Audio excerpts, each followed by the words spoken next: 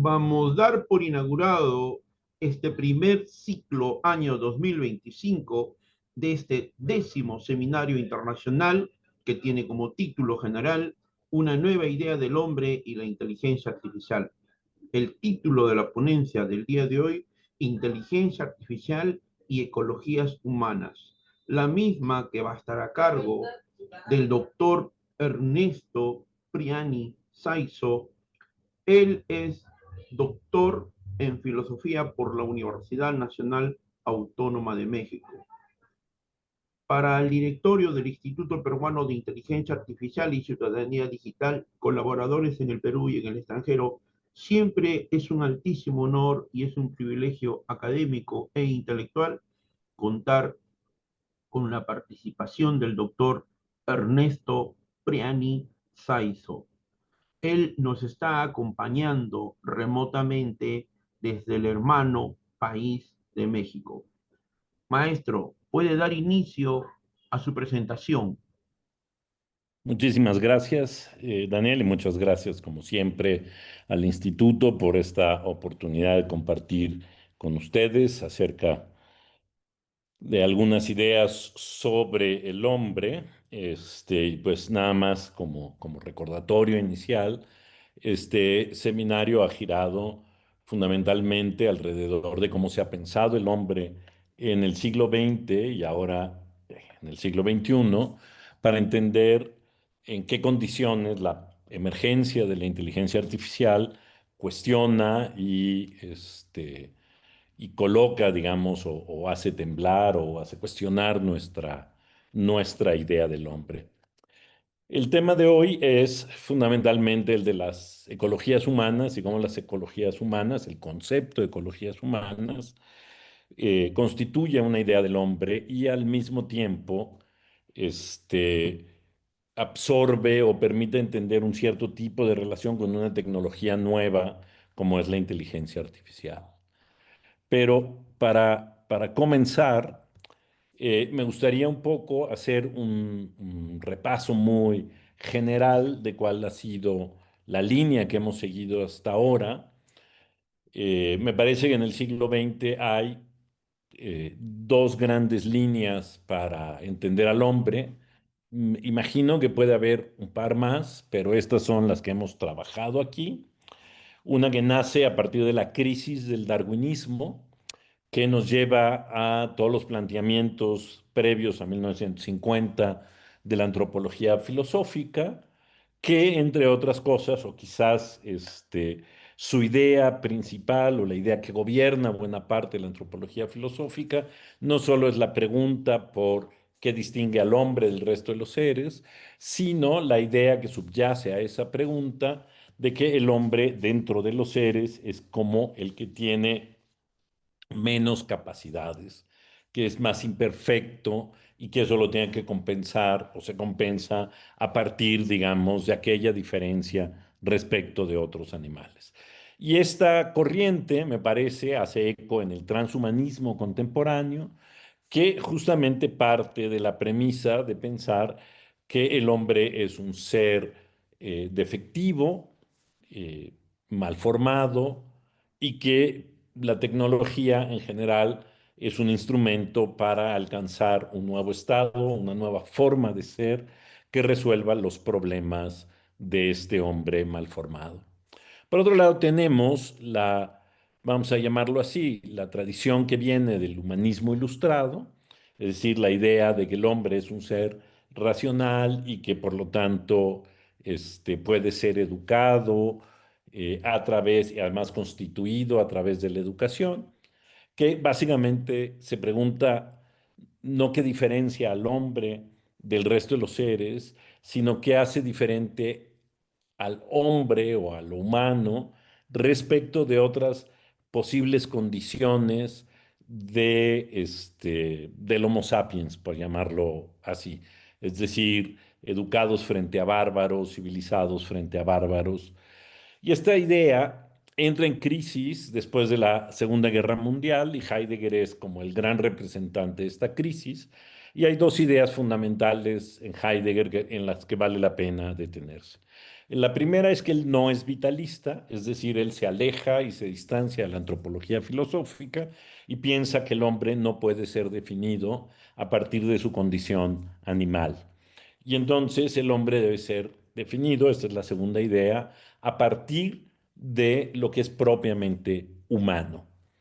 No entraré en detalles, esto ya lo hemos visto en otro momento, pero estas son las ideas. Y esto me parece que lleva finalmente o hace eco también en el transhumanismo que recoge, ya atravesado por la teoría crítica, recoge la idea de que el hombre es, o más bien lo humano es un producto del hombre y en ese sentido es una construcción, es una cosa generada a partir del uso de una serie de técnicas y de la incorporación de ciertas tecnologías y entonces el avance tecnológico permitiría ir cambiando esas condiciones y por supuesto el abandono de la idea, sobre todo de la idea de que la educación es aquella que domestica y crea al humano para pensarlo en un sentido mucho más amplio, integrando otros elementos.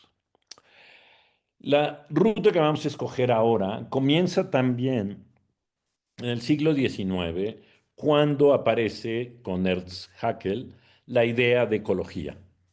Y es interesante reparar en todo momento cómo las teorías biológicas, tanto de Darwin como Haeckel, van a ser motores para la revisión y pensar la idea del hombre. A estos habría que añadir, no lo he mencionado, las de Huxley, pero estos tres, digamos, grandes pensadores de la biología son quienes abonan, o cuyas ideas abonan a la construcción de una nueva idea del hombre.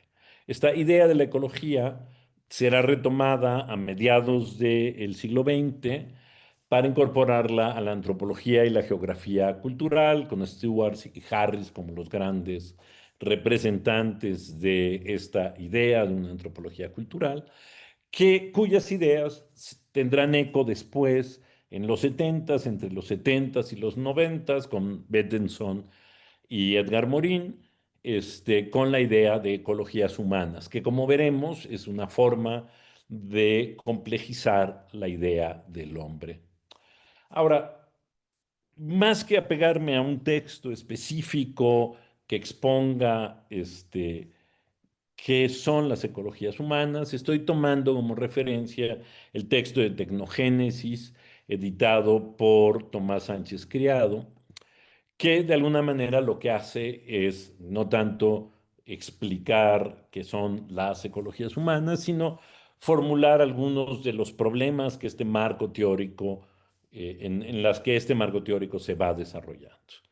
La primera, por supuesto, y la más importante quizás, es la teoría de lo humano que está contenida en la tesis de las ecologías humanas. El punto de partida es que el ser humano nunca ha estado solo, es decir, no lo podemos pensar como lo quería la antropología filosófica o incluso Heidegger, como una entidad completamente diferenciada y ajena a todo lo que la rodea, sino que en realidad está situado en un mundo donde todo eso ocurre, interacciona con él, etcétera.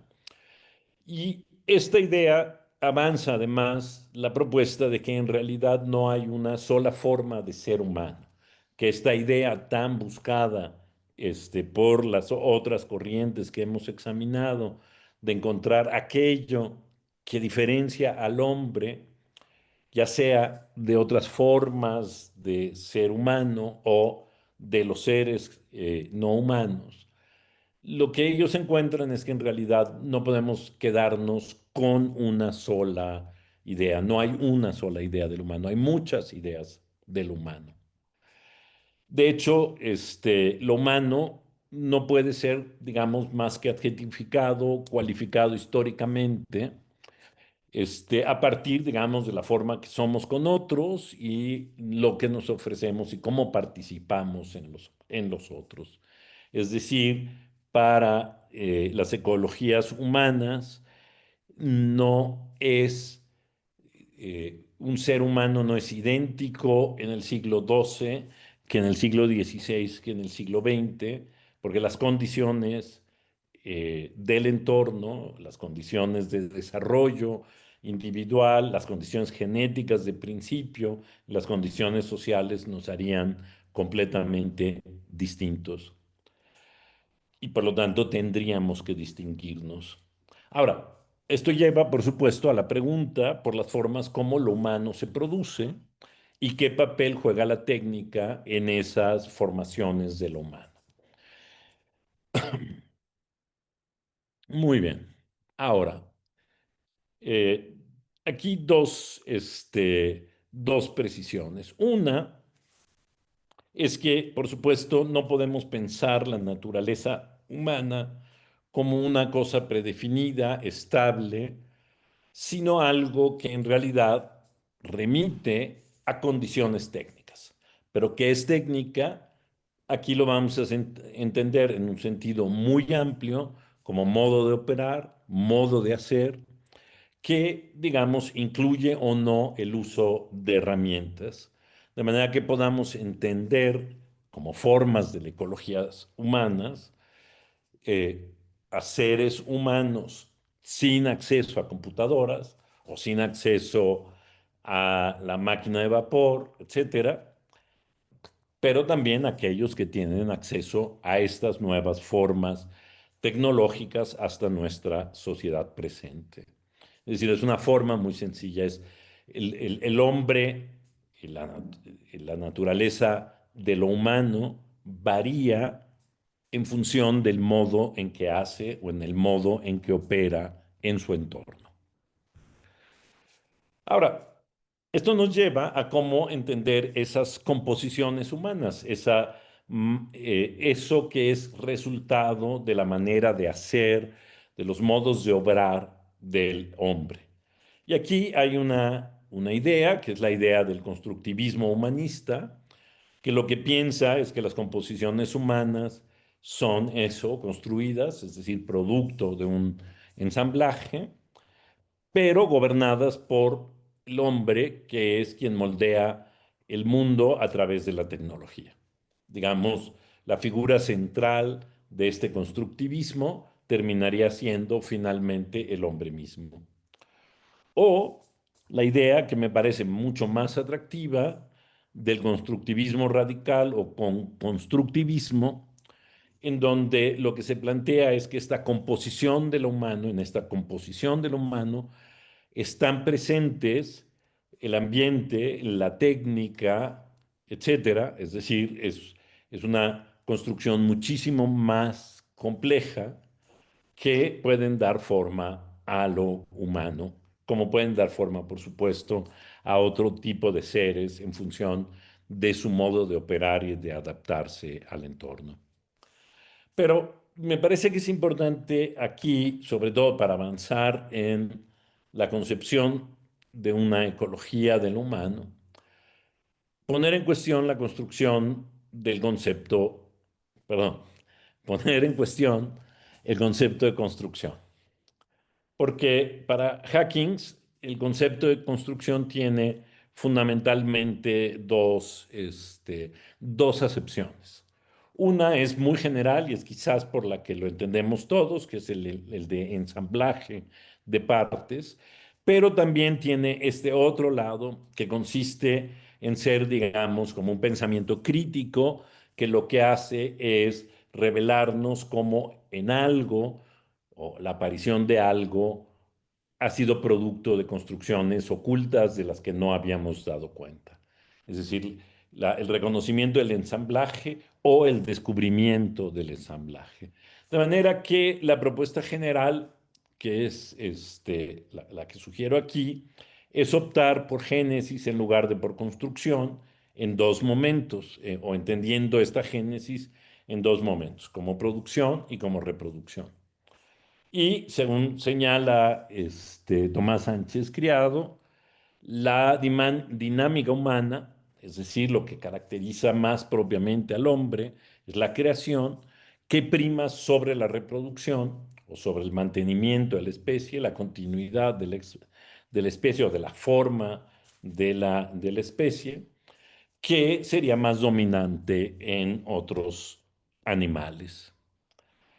Ahora, si esto es así, si efectivamente las formas de lo humano es una génesis y por lo tanto es una generación lejana, digamos, a la mera, o una idea más compleja que el solo hecho de ensamblaje en distintas medidas, lo interesante es pensar entonces cómo esta génesis se puede producir desde lo heterogéneo, porque de nuevo no queremos seguir esta idea constructivista humanista en que el hombre tiene o genera las condiciones de reproducibilidad técnica y cambiar el entorno y guiar de alguna manera la producción de lo humano, sino que en realidad lo que queremos entender es cómo las formas de lo humano en plural son producto de condiciones heterogéneas.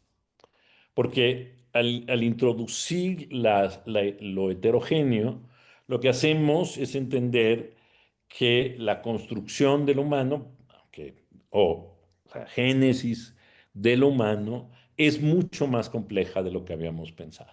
Es decir, son relaciones mucho más complejas en muchos niveles. Y así, por supuesto, podemos entender que esta heterogénesis lo que hace es entender que lo humano tiene que ver con las condiciones genéticas y con el impacto del entorno, de las técnicas y de la tecnología. Es decir, es entender en buena medida cómo cada uno de los elementos que nos constituye de manera compleja nos hace humanos. Y llegamos aquí a este concepto central que me parece muy rico y que veremos que, porque una de las cosas que vamos a ver es cómo se acercan estas posiciones, es el concepto de tecnogénesis. La idea, pues, es que estas ecologías humanas, estas formas diferentes de ser hombre y su especificidad histórica y geográfica y social, tienen que ver primordialmente con las formas de la técnica, es decir, qué técnicas tiene, es decir, qué modos de operar están a su disposición. De manera que esto implica, por supuesto, para entender esta forma compleja de operar, entender las relaciones entre la filogénesis, es decir, la historia de la especie, la ontogénesis, es decir, la historia de los organismos individuales, y finalmente la sociogénesis, es decir, la historia de los grupos en los que crecen y viven estos individuos.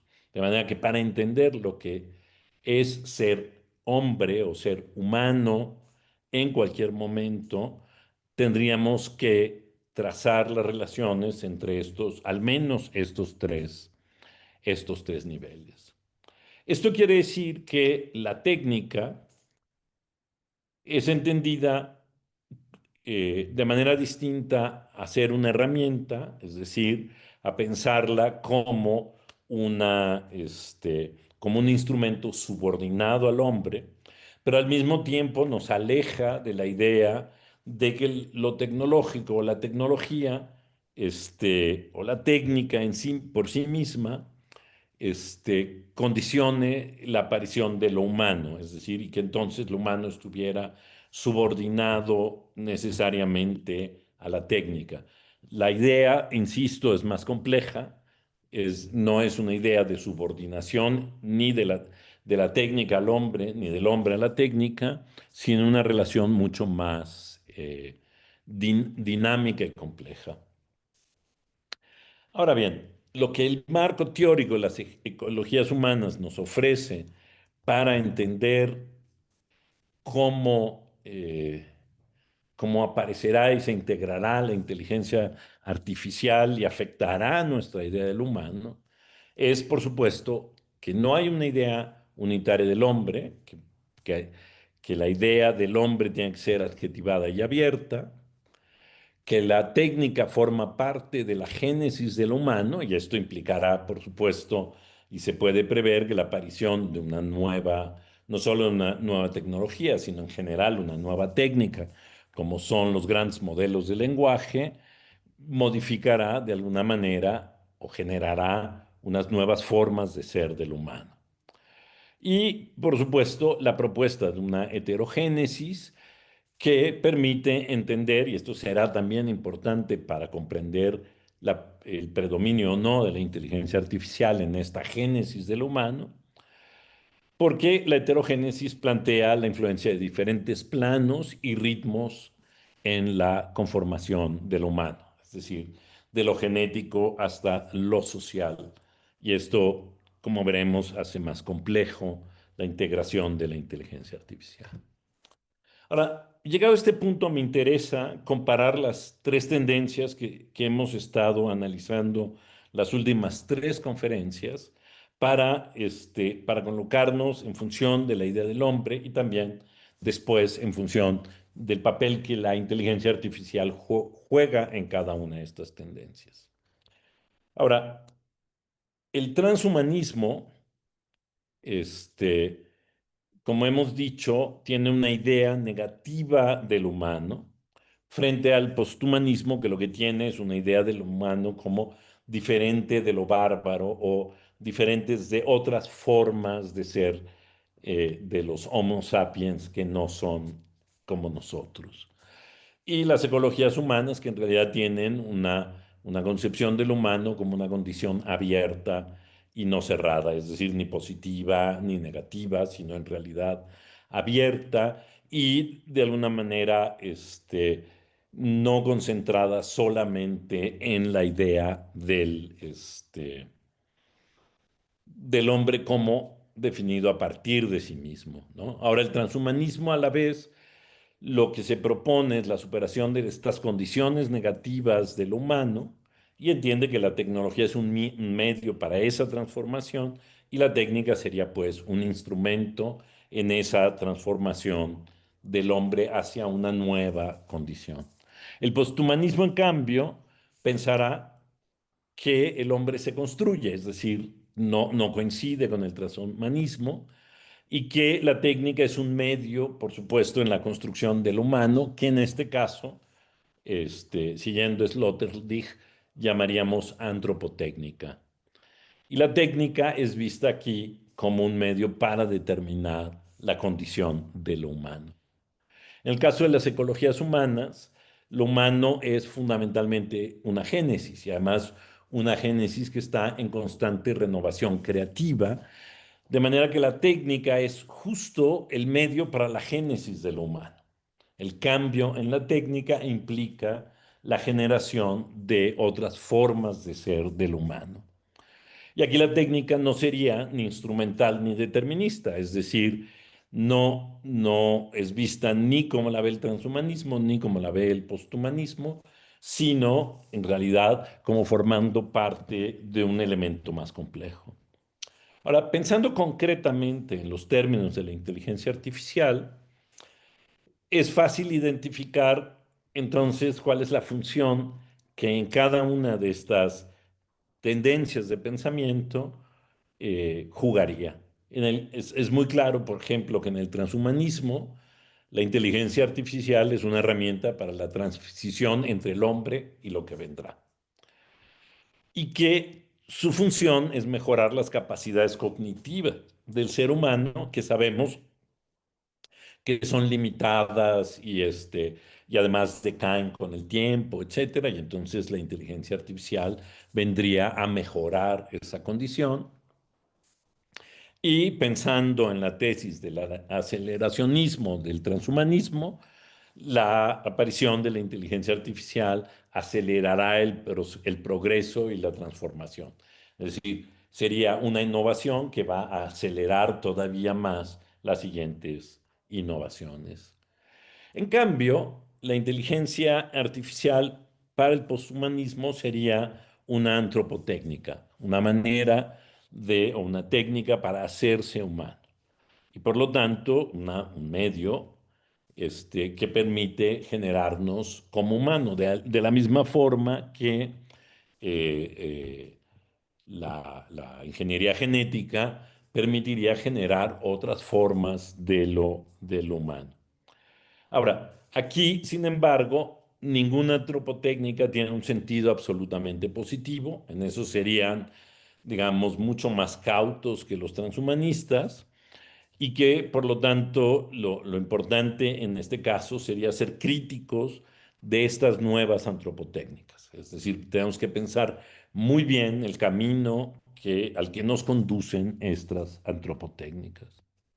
Las ecologías humanas, por otra parte, verían la inteligencia artificial como una parte de una nueva tecnogénesis, algo que dará lugar a otras formas de ser del humano. Pero lo interesante aquí es que esta tecnología entrará en relación con otros participantes en una heterogénesis más compleja. Es decir, no podríamos pensar que el único factor de transformación de la forma de ser de lo humano es la inteligencia artificial, sino que la inteligencia artificial estaría no me gustaría decir competencia, sino que se encontraría también con el hecho, por ejemplo, del cambio climático y por lo tanto la alteración de las condiciones climáticas en el mundo y los diferentes cambios entonces de adaptación que el hombre tiene que hacer a estas nuevas condiciones, de manera que su impacto y su capacidad generativa de otras formas del humano, pues en realidad dependerá de su aparición, pero también de la relación que establezca con estas otras condiciones que influyen también en la producción del humano.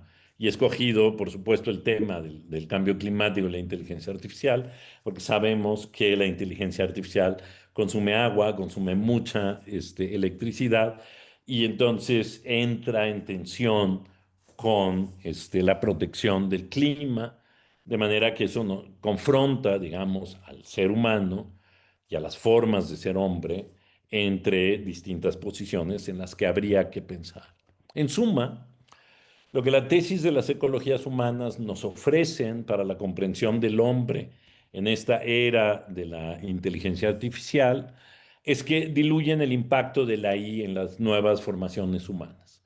Es decir, a diferencia, por ejemplo, sobre todo del transhumanismo, pero de alguna manera también del optimismo posthumanista, no pensarían que la aparición de esta nueva tecnología por sí misma engendrara una transformación y una nueva generación de formaciones humanas. Sería uno entre muchos elementos que afectarían al humano. La otra condición es que esta misma tesis de las ecologías humanas nos permite anticipar consecuencias con múltiples sentidos. Es decir, ¿a qué me refiero? No es unidireccional.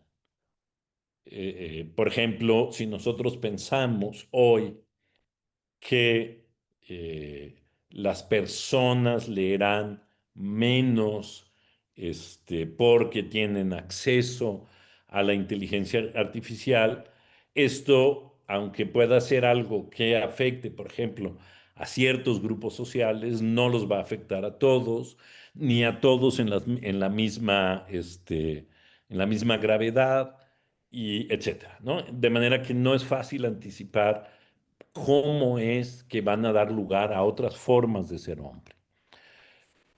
Y por supuesto, y digamos esto a manera un poco de conclusión, lo que exhiben las ecologías humanas y lo que nos hacen pensar en relación con el impacto, la importancia y la centralidad que hoy tiene la inteligencia artificial, es que en realidad las génesis del humano, las conformaciones del humano, las distintas maneras de ser humano, son mucho más complejas y están generadas a partir de una enorme complejidad, de manera que la aparición de una nueva tecnología y de una nueva técnica, por más relevante, global y impactante que sea, no es la única, digamos, pierde ese protagonismo en la medida en que en realidad lo humano se conforma de demasiados elementos en los que este puede ser uno importante, pero no el único que determine las nuevas formas del humano. Y con eso no tengo más que agradecer su atención y pues espero que nos veamos en la próxima conferencia. Muchas gracias.